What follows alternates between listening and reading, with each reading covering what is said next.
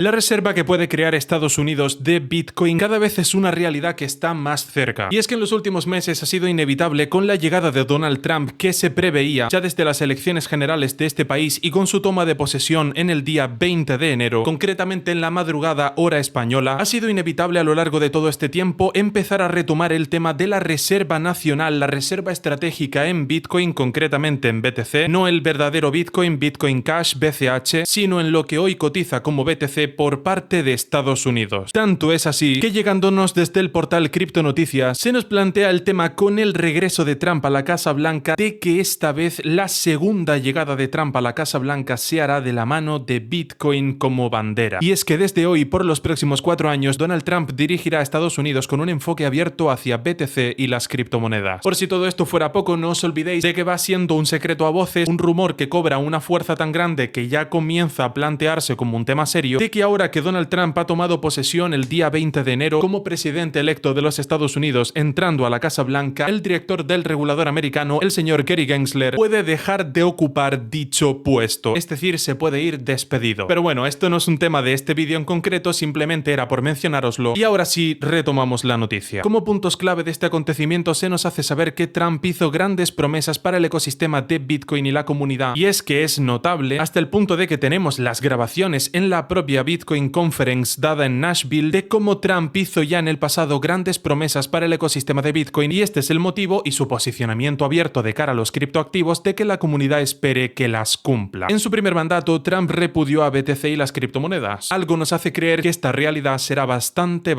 diferente. Llegó el 20 de enero, fecha muy esperada por la comunidad de Bitcoin, BTC y las criptomonedas, ya que Donald Trump asume oficialmente la presidencia de los Estados Unidos, país crucial para el ecosistema emergente. A las 12 p.m., 12 de la noche, justo la madrugada de Washington DC, Trump, de 68 años, será investido como el 46º presidente de Estados Unidos en una ceremonia que tendrá lugar en el Capitolio. El evento, y como ya era de esperar, tendrá la presencia de varios líderes mundiales claves de todo el entorno del habla hispana, tales como son obviamente Javier Milei por ser presidente de Argentina, Nayib Bukele por la misma parte su homólogo en El Salvador y el líder conservador Santiago Abascal en España. También, por supuesto, asistirán figuras políticas de ambos bloques políticos estadounidenses y una multitud de seguidores que esperan ver al magnate neoyorquino tomar juramento en la escalinata del Capitolio. Suceso que efectivamente ya a día de hoy se ha dado. A pesar de haber sido conocido por su escepticismo hacia las criptomonedas en su primer mandato, Trump logró captar la atención de la comunidad con una campaña que prometió un cambio de rumbo en la política de Estados Unidos hacia estos activos digitales. Entre los retos que Trump enfrenta en su nuevo mandato destacan la economía, la política exterior y las tensiones sociales internas. Sin embargo, una de las promesas que más ha dado de qué hablar es su enfoque hacia Bitcoin y las criptomonedas, ya que Trump durante su campaña prometió varias medidas que podrían beneficiar significativamente al ecosistema. En julio prometió la creación de una reserva nacional de Bitcoin. En concreto, que quede claro, Bitcoin BTC, no el verdadero Bitcoin, Bitcoin Cash, que cotizaría con el ticker BCH. Lo que cotiza a día de hoy con BTC es el secuestro de Bitcoin. No os olvidéis que está la explicación de todo en el documental ¿Quién mató a Bitcoin?, que está colgado en YouTube. Esta reserva implicaría que el gobierno estadounidense mantendría un stock de BTC inicialmente de más de 100.000 unidades de esa moneda, similar a cómo se maneja el oro como reserva. Y es que ya veíamos cómo el regulador americano, la propia SEC, trataba a Bitcoin no como un security, es decir, no como un valor ordinario tal y como son las acciones o los bonos, valores transaccionables, comerciables en el mercado. No lo trataba como un security, sino como un commodity, es decir, como una materia prima exactamente igual que el trigo, el arroz, el petróleo o el oro y la plata. Este tratamiento por parte del propio regulador estadounidense obviamente es más que llamativo. La propuesta ha generado debates sobre cómo se financiaría esta reserva y si realmente podría impulsar el valor de BTC en el mercado global. Además, se plantea que esta reserva podría servir como un respaldo para la economía en tiempos de crisis financiera, ofreciendo una alternativa al dólar. Otra de las medidas promocionadas por Trump es la revisión de las políticas arancelarias para favorecer a la industria de las criptomonedas. Se ha sugerido que podrían reducirse o eliminarse los impuestos sobre la ganancia de capital a las operaciones con criptoactivos, lo cual podría incentivar la utilización de criptomonedas para operaciones cotidianas en suelo estadounidense. No nos olvidemos ante esto de que en dicho caso, para los pagos, la moneda más operativa con la que contaríamos a día de hoy sería Bitcoin Cash, que cotiza con el ticker BCH, con unas comisiones irrisorias ridículamente bajas y unas transacciones, una tardanza en la primera confirmación de las transacciones, y más todavía teniendo en cuenta transacciones de un capital muy bajo, tales como pagos de un café o los pagos del día a día de un particular, que son las más rápidas, tan rápidas como los actuales pagos con tarjeta. O sea que en caso de de estar reducidas las ganancias de capital o directamente llevarlas a cero para el caso de los criptoactivos, indudablemente se podría utilizar esta moneda para los medios de pago del día a día y otras tantas monedas como reserva de valor, para la gente a la que no le convence tampoco BCH como reserva de valor. Aunque en ese caso no entendería muy bien por qué el resto de monedas sí. También es verdad, y eso os lo comento de mi propia mano, esto es de mi cosecha, es más que obvio que Estados Unidos esté planteando eliminar lo que en español se llama el impuesto a los rendimientos del capital, así es como se conoce también en España, y es que evidentemente países que están en boga o territorios en concreto que están en alza, como es el caso de Dubái, por ejemplo, olvidaros de que tuviesen algo así como un impuesto a los rendimientos del capital. Suiza tampoco cuenta con ellos, ninguno de los microestados de Europa. Ese impuesto a los rendimientos del capital se va a cero si esta no es tu actividad principal. Trump también prometió la liberación inmediata y esta noticia a mí en lo personal me da muchísima alegría, me hace muy feliz, me hace estar muy contento de verdad. Trump prometió la liberación inmediata, efectivamente, por fin y gracias, de Ross Ulbricht, el fundador del caído marketplace de la dark web Silk Road. Y es que aquí ya solo por la redacción de la noticia sí nos da a entender como un marketplace muy malicioso, pero realmente lo único que hizo el propio Ross Ulbricht fue precisamente crear un mercado fuera del estado. Ese mercado se llamó Silk Road y lo único que hacía ese lugar era conectar a compradores con vendedores, es decir, en ese mismo lugar, y ya hablé del tema hace un tiempo, tú podías comprar una bolsa de golosinas. Y no me refiero a la bolsa de golosinas que está pensando todo el mundo, me refiero a la normal. También podías comprar el pan, ese lugar funcionaba exactamente igual que un Amazon 2.0. Efectivamente, algunos usuarios lo tomaron para actividades más que cuestionables, pues en ese caso directamente persigue y castiga a los usuarios que lo utilizaron para eso. Pero si yo pongo un centro comercial, no debo culpa de que alguien haga una locura en ese centro comercial. Yo soy tan solo el dueño de ese lugar. Y yo no soy adivino para saber lo que ocurrirá a futuro o cómo se enmascare un producto que se está vendiendo. En definitiva, se comercie lo que se comercie, la idea era crear un mercado fuera del estado. Demostraciones, por tanto, que todos los demás mercados están dentro del estado, ya que cuando se creó el primer mercado fuera del estado, que es Silk Road, mirad lo que le pasó a su fundador y dueño, al señor Ross Ulbricht. A día de hoy, con esta elección de Donald Trump, efectivamente Ross Ulbricht será liberado. Ya por fin, gracias, y que esa liberación se dé cuanto antes. Él fue sentenciado a cadena perpetua en 2013 y tras cumplir 11 años encarcelado lo llevaremos a casa, tal como lo dijo Donald Trump en un evento en mayo de 2024. Un señor, recordemos, que nunca debió estar en prisión, siempre bajo mi valoración subjetiva. Recientemente se conoció que entre los primeros planes de Donald Trump al frente del país dará a las criptomonedas el tratamiento de prioridad nacional. Esto se haría a través de una orden ejecutiva que se firmaría hoy mismo, según adelantó Bloomberg el viernes pasado. Y es que también la prisa apremia y bastante porque rivales de Estados Unidos históricos, como es el caso de Rusia y China, es evidente que van a utilizarlo sobre todo, y es muy paradójico, desde el entorno estatal, un entorno que debería ser contrario a las criptomonedas porque les quita poder, utilizarán este instrumento financiero nuevo, los propios criptoactivos, para pagos internacionales, por ejemplo, como ya está planteándose hacer Rusia, como ya también han hecho algún que otro país para evitar sanciones. Y es que es normal que si los enemigos históricos de Estados Unidos han hecho transacciones y han utilizado este producto y lo seguirán utilizando para tener cada vez ellos más poder, el propio Estados Unidos, por lógica aplastante, no se va a quedar atrás. Una decisión de lo más sabia y, por supuesto, estratégica para el país a largo plazo. Una mala imagen que todavía pasa. Sin embargo, la comunidad de Bitcoin y las criptomonedas muestra tanto expectativa como escepticismo. La memoria de su primer mandato, donde Trump expresó abiertamente su desprecio por las criptomonedas, aún pesa sobre la percepción pública. En julio de 2019, Trump declaró no ser fan de Bitcoin y otras criptomonedas, argumentando su volatilidad y su uso potencial en actividades cuestionables. Esta imagen contraria ha dejado a muchos en la comunidad esperando ver acciones concretas que respalden sus recientes promesas. Es totalmente común y es entendible más que de sobra que muchos usuarios de la comunidad cripto estén esperando actos concretos por los que Trump avale al mundo de las cripto o cosas en general, dadas sus declaraciones de hace años, pero evidentemente todos podemos corregir a tiempo y vuelvo y repito, más todavía cuando se trata de intereses nacionales, para frenar a enemigos del exterior. Si aparece una nueva tecnología y tú no la empleas y los países que te hacen la competencia sí, ellos tienen un recurso que tú no tienes, por lo que su victoria se facilita y muchísimo. Dudo bastante que un líder tan fuerte y que tiene tan clara su estrategia para Estados Unidos, hacer a Estados Unidos grande de nuevo, vaya a dejar pasar esta oportunidad. Podéis dejar vuestras impresiones por aquí debajo. ¿Qué os parece esta idea de crear una reserva nacional de Bitcoin para Estados Unidos? Que este país cree su propia reserva estratégica de dicha criptomoneda. Aquí vienen las tres cosas que quería comentar, los tres aspectos que quería comentar relativos a este acontecimiento. No os olvidéis que estos fondos tienen un soporte físico, un respaldo físico de Bitcoin y Ethereum. Y cito Ethereum porque ahora por último la SEC ha aprobado, y aquí ya os hago spoiler de un próximo vídeo que se viene, la SEC, el regulador estadounidense, ya ha aprobado un fondo de inversión, es decir, un ETF de Ethereum, no de Bitcoin sino de Ethereum. El movimiento que ya había hecho el regulador de Hong Kong, la SFC, y que ahora está haciendo la SEC. La segunda cosa que quería comentar ya no es tanto el hecho de que estos ETFs tengan respaldo físico, que no tienen un respaldo, para entendernos, no tienen un respaldo de un contrato de futuros que luego ya vence dentro de ni sé cuánto, y al final la otra parte no cumple porque no compra o no tiene la capacidad de adquirir ese producto que nos está vendiendo a nosotros en una fecha determinada, con una estandarización, que es lo que tienen los contratos de futuros y es lo que lo diferencia de los forwards. En un contrato de futuros está estandarizado, cantidad, precio, fecha. En un contrato forward esas condiciones no están estandarizadas, las negocian entre las partes. Esa es la diferencia entre un futuro y un forward, ¿vale? En un futuro todas las condiciones del contrato estandarizadas, siempre el mismo número de unidades, la misma fecha, negociamos a un precio, esa fecha es determinada, vence trimestralmente. Cuando es entrega física de un producto tiene que presentar una cierta calidad, por ejemplo, trigo, arroz, petróleo. No me puedes presentar un trigo que esté malo, que se te haya puesto malo, eso no puede ser. Eso no aplica para este tipo de casos que no hay una entrega física porque es un activo digital. En los forward no, esas condiciones las establecemos, son condiciones específicas, particulares, negociadas entre las partes. El segundo aspecto que quería comentar es el problemón que tiene la mentira, y esto os va a impactar a muchos de vosotros, la mentira que es en el fondo el precio de Bitcoin, Ethereum, pero sobre todo el precio de Bitcoin en sí, porque Bitcoin no tiene el riesgo corporativo que presenta Ethereum, porque Ethereum sí tiene un emisor conocido, Vitalik Buterin, con su empresa. Antiguamente a esta empresa pertenecía el matemático especializado en criptografía Charles Hoskinson, que como ya sabréis muchos también es el fundador de Cardano. Al sí tener un emisor conocido, una empresa tal cual, que es una SL o una SA, como sí tiene un emisor conocido, tiene riesgo corporativo. Bitcoin no. Otra de las ventajas que tiene Bitcoin. Para que os hagáis una mínima idea de la mentira que es el precio de Bitcoin, que sepáis y que lo tengáis presente siempre, porque es una mentira bastante creída por la gente de normal, que el precio de Bitcoin se establece a la cantidad de unidades que existen de circulación en Bitcoin, o simplemente que existen, ya no que estén para negociarse, sino que existan. Vale, esto ya de entrada es mentira. El precio de Bitcoin no se establece, que es como lo tiene la gente de, bueno, si hay más menos unidades de Bitcoin, el precio será menor, mayor respectivamente, depende de las unidades en total que existan. No, esto es falso. ¿Sabéis cómo se pone el precio de Bitcoin? El precio de Bitcoin se pone, y atención abriendo los oídos, el precio de Bitcoin se pone a razón de la liquidez que haya en los order books, es decir, en los libros de órdenes, o dicho con palabras más simples, de la liquidez de Bitcoin, la cantidad de Bitcoin que exista, que haya disponibles, de los que disponga los exchange en el mundo. Si los exchange disponen actualmente de unas reservas de Bitcoin muy grandes, las tienen disponibles, y hay mucha cantidad de la que disponga, el precio de Bitcoin va a ser menor. Pero si tengo mucho menos Bitcoin que transaccionar, para darle dificultad y que no haya tantas transacciones como para dejarme a mí sin Bitcoin, el precio sube mucho porque los exchange tienen poca disponibilidad de Bitcoin, es decir, tienen pocas unidades de Bitcoin. Daros cuenta en el fondo la mentira que es el precio de Bitcoin. Tú ves en Bitcoin que vale $70.000 y dices, vale, la tecnología que hay detrás de Bitcoin valdrá $70.000 por unidad. Mentira. Eso es un razonamiento totalmente erróneo. Fijaros hasta qué punto es una mentira el precio de Bitcoin. El precio de Bitcoin se pone a razón de la liquidez de los exchange. Entonces, claro, cabría preguntarnos a los que somos inversores en Bitcoin, no es recomendación de inversión que yo lo tenga, cabría preguntarnos, bueno, ¿y a nosotros qué nos importa la liquidez que haya en los exchange? Para que os deis cuenta el criterio de tontería que se pone en el fondo al precio de Bitcoin. Es un absurdo total. La liquidez que haya en los exchange, ¿a nosotros qué nos importará eso? Eso no tiene nada que ver con el valor que tenga la tecnología en sí y la propia idea de haber logrado que la humanidad haya logrado separar el dinero del Estado. Evidentemente que eso por unidad vale muchísimo más que $70.000. Y luego una tercera cosa, y ya con esto terminamos el vídeo. Hay un gran error de base aquí que no lo he comentado. Desde que empecé a comentar estas tres cosas me lo quería dejar para el final, pero es simplemente el error de base de naturaleza, y esto puede que también os impacte a muchos, que es medir el precio de Bitcoin en dólares o euros. Vale, ¿por qué esto es un error de entrada? Yo no entiendo por qué, y esto que me lo explique alguien por favor, ¿por qué Bitcoin se mide, el precio de Bitcoin se mide, lo primero de todo, el precio de, no, Bitcoin es un activo en sí mismo, ¿cómo que precio? Es decir, si tú comprases escritorios, micrófonos, ¿te pondrías contento porque un día ese micrófono valía 123 y tú lo compraste a 120, el siguiente vale 118, el siguiente vale 131 y el siguiente 119 o 122? ¿Te pondrías contento por eso? Es un absurdo. O sea, tú tienes un micrófono y quieres el micrófono, tú tienes un escritorio y te quedas con el escritorio, punto y final. Es decir, os fijáis en la transacción, esto es un viaje solo ida. Entonces, Entonces, a raíz de esto, una pregunta para toda la comunidad cripto y para la gente de fuera también. ¿Por qué estamos midiendo el precio de Bitcoin precisamente en las unidades de aquello que Bitcoin ha venido a cambiar? Medimos el precio de Bitcoin en las unidades de aquello que Bitcoin ha venido a corregir. O sea, ¿qué sentido tiene? Para que me entendáis, es algo así como cuando se cambió el aceite de ballena en los combustibles para los carros, para los vehículos de esa época, por el petróleo y se empezó a usar el petróleo. Para que me entendáis, es como si midiésemos el precio del barril de petróleo a raíz del barril de aceite de ballena. No, muchacho, vamos a ver, es que el barril de aceite de ballena lo dejamos de usar. O sea, no sé si se entiende. Todo lo cripto, ¿para qué nace? Para separar el dinero del Estado. Vale, ¿por qué sigues midiendo entonces el precio de Bitcoin en base a las unidades del dinero emitido por el Estado? No, es que precisamente la idea de Bitcoin es abandonar esas unidades de dinero emitidas por el Estado, que me refiero a los euros, dólares, todos estos. Bitcoin es un activo tan perfecto que incluso ha logrado el absurdo total si la gente se para a pensarlo, cosa que deberíamos dejar de hacer porque es un absurdo. Yo personalmente no lo hago. Si yo, por ejemplo, tuviese una cuarta parte de un Bitcoin, yo tengo una cuarta parte de un Bitcoin siempre. ¿Cómo que eso a razón de lo que pongan los dólares o los euros en un día u otro? ¿No os fijáis que solo el planteamiento de esa frase es un absurdo? Si yo tengo 25 millones de sats, 25 millones de satoshis, yo tengo 25 millones de satoshis. A mí no me líe. O sea, ¿cómo que a razón de lo que ponga un día los euros y los dólares? No, pero si es que Bitcoin es precisamente lo que ha venido a corregir, el dinero emitido por los estados. Entonces, ¿por qué tendría que creerte yo ahora estar midiendo el precio de lo que yo tengo en las unidades de un dinero emitido por el Estado? Es un absurdo. ¿Por qué para todo el mundo que entiende Bitcoin una pregunta? ¿Por qué estáis midiendo el precio de Bitcoin en unidades de aquello que Bitcoin ha venido a corregir? O sea, es que es un absurdo. Entonces, bueno, indudablemente muy interesante la actualidad cripto. Ahora con esta entrada de 200 millones, que vuelvo y repito, por cifra en sí no es que sea cifra conocida, porque esta es la operación conocida. A saber lo que habrá en órdenes en oculto, en order books, en libros de órdenes, con la totalidad del mercado de compradores y vendedores, a saber lo que se habrá hecho también en dark pools, con transacciones por parte de Morgan Stanley. Orden conocida, 200 millones. En sí la cantidad no es tan grande, lo que importa aquí es la declaración de intenciones. Morgan Stanley se está metiendo en Bitcoin. Si la operación que conocemos es de 200 millones, imaginemos lo que está detrás. Interesantísima indudablemente toda esta actualidad del mercado cripto. Vale, hago este vídeo un poco de urgencia para avisaros de un suceso que se está dando en el mercado cripto, del que creo que no tanta gente es consciente. Yo me quiero también limpiar un poco la conciencia y comentaros, adelantaros lo que está ocurriendo. Y es que en el mercado cripto se está dando un suceso de lo más preocupante. Y es que USDT está inflando a Bitcoin. Bitcoin BTC, entiéndase. Sí, lo que estáis oyendo, USDT está inflando a Bitcoin. Como ya os comenté hace un tiempo cuando traté USDT, estoy grabando esto a 10 de enero, no sé cuándo lo veréis exactamente, trataré de subirlo a la máxima brevedad posible, porque es muy importante que el máximo número de personas lo sepan. USDT está inflando Bitcoin. Los USDT que están siendo emitidos rara vez tienen un respaldo. No están respaldados tal y como te venden por moneda fiat, incluso muchos de ellos tampoco están respaldados ni siquiera por crédito, por deuda. USDT, la fundación Tether, es muy famosa por comprar lo que se llamaría en castellano letras del tesoro, bonos a corto plazo a vencimiento menos de un año del gobierno de Estados Unidos, concretamente de la tesorería del gobierno de Estados Unidos, pero muchos USDT ni siquiera están respaldados. Demostraciones, y ya os lo comenté, que cuando por ejemplo una banca de inversión se planta en la fundación Tether y trae por ejemplo 100.000 millones de dólares, no le dan 100.000 millones de USDTs. Las unidades de la stablecoin no coinciden con las unidades de dinero fiduciario que trae esa banca de inversión. No, a lo mejor le dan 103.000 millones de USDTs. A lo que nace inmediatamente la pregunta de dónde han salido 3.000 millones de USDTs que se dice pronto y que pueden emplearse en todo el mercado cripto. Claro, esto lleva un problemón, y es que los USDTs, y este es el eje en torno al que gira todo el vídeo, son tan válidos los USDTs que no tienen respaldo como los USDTs que sí tienen respaldo. Y estos USDT que no tienen respaldo pueden inflar perfectamente el precio de Bitcoin, porque de hecho es una práctica habitual, ya que la entrada principal por mayoría aplastante para comprar Bitcoin viene de la mano de USDT. USDT es la stablecoin que se emplea para entrar, para comprar Bitcoin. Claro, esto es un problemón, porque esto tiene implicaciones pasando de la economía financiera a la economía real. Estos USDTs inflan el precio de Bitcoin. Demostraciones, y ahora os pongo el gráfico, de que cuando se queman USDTs el precio de Bitcoin baja, y curiosamente en una proporción preocupantemente parecida, y estos USDTs que no tienen respaldo, inflando el precio de Bitcoin, provoca que gente utilice dinero real, el dinero fiduciario, para comprar Bitcoin a un precio más caro. Te tienes que dejar un extra de dinero real, de dinero fiduciario, de moneda fiat, que también es una moneda que no tiene respaldo ninguno, pero sigue siendo el dinero del bolsillo de la gente, no moneditas inventadas de la nada. Este extra de precio que está pagando la gente por comprar Bitcoin lo están pagando. Si antes lo iban a pagar, por ejemplo, 90.000, lo están pagando a 93.000, a 96.000. Están pagando 3.000, 6.000 dólares más por Bitcoin completo comprado, aunque la gente compre fracciones de Bitcoin, pero me entendéis, un 5, un 8, un 11% más caro, precisamente porque el precio está inflado por estos USDT sin respaldo. Esta dinámica hace que entre más USDT sin respaldo se imprimen, se crean de la nada, ni respaldados por dinero fiduciario ni por deuda, más se infla el precio de Bitcoin. Y esto puede llevar a que ante una quema de USDTs que no tienen respaldo, entre más se preocupe la gente y más voces preocupadas haya haciendo preguntas, toda esta quema masiva de USDTs puede llevar a un colapso en el precio de Bitcoin muy preocupante, como nunca antes se había visto. Y es que si venís conmigo precisamente a CoinMarketCap, es tan sencillo como, ya lo estáis viendo por aquí el portal, bajamos un poquito hasta pinchar en Tether, vemos que directamente, cuidado, porque ya la paridad no es exacta de USDT con el dólar. Si directamente vas con 9.997 dólares te dan 10.000 USDTs, lo que se corresponde con las cifras que os estaba dando antes. Como veis por aquí donde os estoy señalando en el gráfico, hemos llegado a ver a fecha 7 de enero de 0,9988, lo que significa que trayendo 9.988 dólares te dan 10.000 USDTs, apareciendo de la nada 12 USDTs, a lo que mucha gente me responderá que no es para tanto, que son solo 12 unidades de USDT sin respaldo, pero es que la gente no va a la fundación Tether con cantidades de 10.000 dólares, no va con 10 millones, lo que crearía 12.000 USDT sin respaldo más, o con 10.000 millones, lo que crean 12 millones de USDTs más. Pero es que aquí estamos poniendo un mini DPEG que ni de broma es tan grave como los DPEGs que hemos llegado a ver de 0,9960, 66 aproximadamente, lo que ya creaban ahora sí de facto 33 USDT sin respaldo por cada 10.000 que la gente compraba. Y recordando que la gente se dirige a la fundación Tether, estamos hablando evidentemente de institucionales, con cantidades que no son de 10.000 dólares, sino de 10 millones o de 10.000 millones. Ahora si vais conmigo por aquí a Market Cap, donde estoy señalando con el ratón, vamos a movernos un poquito al mes y veréis cómo se está haciendo una quema progresiva de los USDTs en circulación, como hemos bajado aproximadamente desde su pico histórico del 18 de diciembre de 2024, para ser exactos a las 12 de la mañana, con una capitalización de mercado de 140.000 millones de dólares, de 140.660 millones aproximadamente, estamos a día de hoy en 137.540 millones. De repente han desaparecido en menos de un mes, tal y como veis en el gráfico de la capitalización de mercado con la quema de USDTs, han desaparecido de la nada 3.110 millones de dólares. En menos de un mes, de la nada y sin avisar a nadie, la fundación Tether ha quemado 3.110 millones de USDTs. Curiosamente, en la misma etapa en la que Bitcoin ha empezado a bajar. Si lo echáis históricamente, y ahora os pondré el gráfico histórico, fijaros en que siempre que se crean más USDT, recordando que una buena parte de las unidades recién emitidas de este stablecoin están sin respaldo y sirven exactamente igual que los USDTs con respaldo para inflar el precio de Bitcoin, que siempre que se han creado más USDTs el precio de Bitcoin ha subido y siempre que se han quemado USDTs el precio de Bitcoin ha bajado. Por si todo esto fuera poco, recordemos que USDT actualmente, la fundación Tether, es la empresa más rentable del mundo, porque utilizan mucho de su USDT para comprar lo que en castellano llamaríamos las letras del tesoro del gobierno de Estados Unidos, bonos a corto plazo con vencimiento a menos de un año emitidos por la tesorería del gobierno de Estados Unidos, y con esa rentabilidad llegan a ganar más dinero que BlackRock. El resto de dólares que deberían estar respaldando los USDTs directamente no se sabe dónde están. Gente que tiene más beneficio que la gestora de activos más grande del mundo, que es BlackRock, y ganando por goleada a Vanguard, que se ubicaría en segunda posición, y llevando a la realidad actual que os presento en el siguiente gráfico, que es el suministro histórico de USDT al mercado cripto. Tendríamos que remontarnos prácticamente hasta el 9 de junio de 2015, recordad que las fechas está en el formato angloparlante de los estadounidenses, primero el mes y luego el día, por tanto 9 de junio de 2015 a la 1 de la madrugada tendríamos que irnos al suministro actual que tenía USDT regado en todo el mercado cripto hasta llegar, para ser exactos, al 5 de mayo de 2018, aproximadamente unos 3 años, no llega, 2 años, 11 meses y pico largos. Como vemos ya de entrada, el suministro de USDT se ha aumentado exponencialmente hasta el punto de cuadruplicarlo en tan solo 3 años. Gran parte de este suministro, recordad, está sin respaldar, pero es que esto es hasta mayo, como hemos visto, de 2018. Si seguimos aumentando un poquito el gráfico, empezaremos a ver quema de Bitcoin coincidiendo en fechas de bajada bajada de la propia moneda para luego empezar con todo el bull run del año 2019. Recordemos diciembre. A partir de aquí estiraríamos un poquito más el gráfico, empezaríamos a ver unos suministros ultra locos. Recordemos que nos íbamos a un suministro aproximadamente de 427 millones y ya iríamos, pasando tan solo 2 años, a un suministro de 15.730 millones, es decir, multiplicando por 31 veces el suministro de USDT que había. Recuerdo, en tan solo 2 años más. Se multiplicó por 31 veces el suministro. Pero si seguimos aumentando, vemos las subidas estrepitosas y totalmente locas que ha tenido el suministro de USDT, una quema que comenzó el 11 de mayo de 2022, otra caída de Bitcoin, y es que no veis el parecido que existe entre el gráfico de Bitcoin y el suministro de USDT hasta encontrarnos en esta auténtica salvajada en la que ya prácticamente es imperceptible esta subida estrepitosa de la que hablábamos al principio, dada en 2020, porque mirad dónde estamos hoy en el año 2025. Para tener todos los números, recordemos que a contar desde la fecha inicial, aproximadamente junio de 2015, que estábamos hablando al principio, actualmente el supply y el suministro de USDT se ha multiplicado por 275 veces. Y esto no es broma, por 275 veces. Recordando que una buena parte de esos USDTs no tienen respaldo y son tan válidos para inflar el precio de Bitcoin y de cualquier otra cripto, así como también tokens, como los USDTs que sí tienen respaldo y como todas las unidades de otras stablecoins que sí que están respaldadas. Aquí tenemos el gráfico del suministro de USDT en el último año y haciendo un poquito de zoom podremos ver en una temporalidad de un mes cómo se han dado estas últimas quemas de Bitcoin, justificando las bajadas desde los $110.000 a los $93.000 en los que estamos hoy. Curiosamente, estas quemas de tokens vienen precisamente con las sospechas que tiene la parte de la comunidad cripto que está empezando a hacerse preguntas, dándose cuenta de que la misma stablecoin más grande del mercado de stable no tiene nada y de que en el momento en el que USDT caiga va a arrastrar a todo el mercado. Os vuelvo a poner ya no el momento de las quemas actuales más recientes, más que sospechosas, vuelvo y repito, 3.110 millones de USDTs quemados en cosa de un mes así, sin preguntarle a nadie y sin haberlo comunicado a la comunidad ni a ningún medio de comunicación. 3.110 millones de unidades de USDT quemadas en un mes. Poniéndoos el gráfico histórico del suministro de USDTs en el mercado, tan solo daros un dato más. Os recuerdo que el mayor Ponzi que había visto en la historia de la humanidad es el hecho por Bernie Madoff, es el realizado por un señor llamado Bernie Madoff. Vale, actualmente USDT, si continúa sin su respaldo, podría estar haciendo un Ponzi, junto con estas últimas operaciones de Michael Saylor, que ahora os explico un poquito más en profundidad, podría estar haciendo entre estas dos entidades un Ponzi del tamaño de 35 veces el Ponzi de Bernie Madoff. La caída de USDT con la quema posterior de tokens, entre más gente se empieza a dar cuenta de lo que está ocurriendo, que es que USDT no está para nada respaldado, puede arrastrar al mercado cripto entero. Y señores, aquí no estamos hablando de caídas como las que vimos bajando Bitcoin de $3.000 a $200. No. Eso es una bajada aproximadamente del 93%. Yo estoy hablando de bajadas del 99% y de prácticamente el 100% en la inmensa mayoría de monedas. El momento en el que USDT baje va a arrastrar a todo el mercado cripto. Lamento comunicarles que más que estar discutiendo el qué, estamos discutiendo